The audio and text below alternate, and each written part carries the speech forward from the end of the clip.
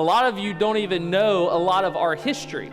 I mean, just like you have a story and God wants you to share your story, we have a story. And it's a pretty amazing story. It's a miraculous story. It was November of 2008 when I knew that at that point God was calling me out to start New Passion Church. It was Nikki, my 3 kids, Jesus, and myself. That's how this church got started. So it was not until April of 2009 that I even started asking people to be on our team. We had set a launch date of September 13th. I sent 3 emails out first to 3 good friends.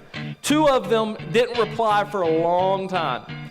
They were praying about it, I guess. The only person that I heard back from immediately and that was either was full of faith or was as stupid as I was Billy Wilson, our missions director. No, we're less than 6 months out. We're about 5 months out.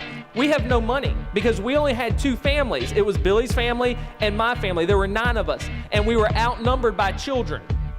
It's not looking good so far. We're 5 months out from starting.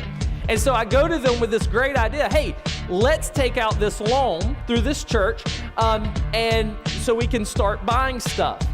And I could see the worry and the fear in their eyes. Like, do you not understand that if this whole thing falls through, it's going to take our tithe for the next year just to pay back this loan?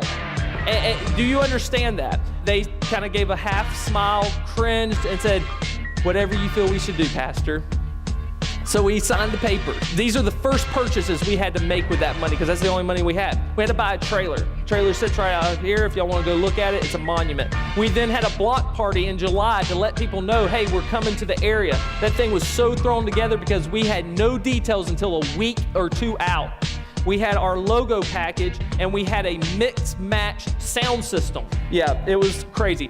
That alone, just those items alone, cost us $4,700 of the $5,000 that we had.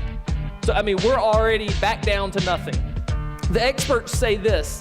Experts say to start a church and to start it right, you need $125,000.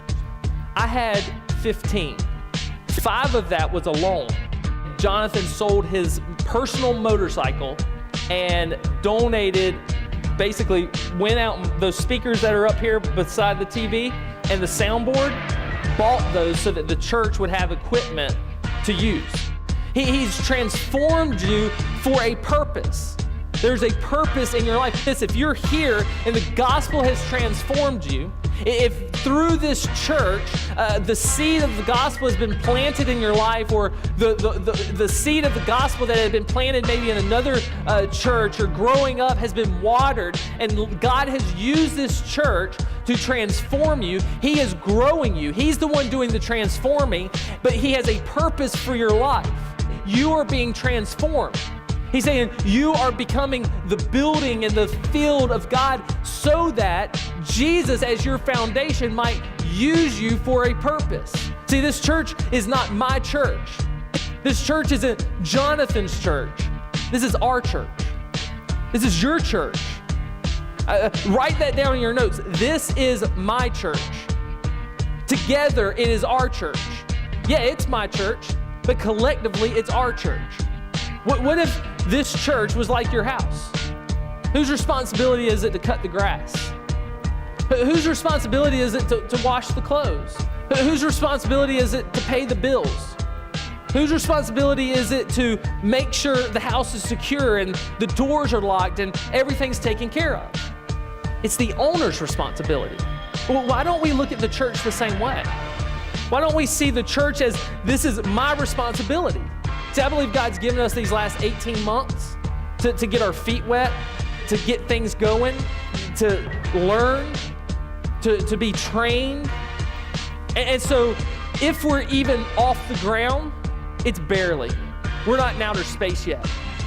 See, we're only 18 months into this game. We're only just slightly off the ground, if off the ground at all. But see, I am convinced more than ever that God wants us, He wants to take us to a new level. He wants to launch us into new heights as a church, but as people as well. Look at what God did with 35 people. Look at what He did with 35 people. It's a miracle. It's a miracle. The same God that took 35 people and paid the bills when we didn't have the money and gave us equipment when we didn't have it, the same God that did all of that is the same God that can take us somewhere we've never been before. And if you'll say, hey, I'm going to jump on the ship and I'm going to be a part of this launch, because here's the deal. In September, New Passion 2.0 is coming. Because in September, we're launching our second year.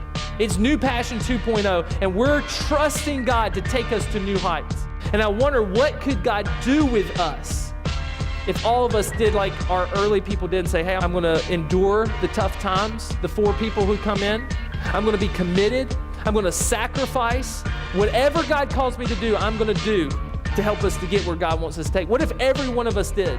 Because I'm launching a church, and I'm here to ask, just like I asked Billy back in April of 2009, will you join me?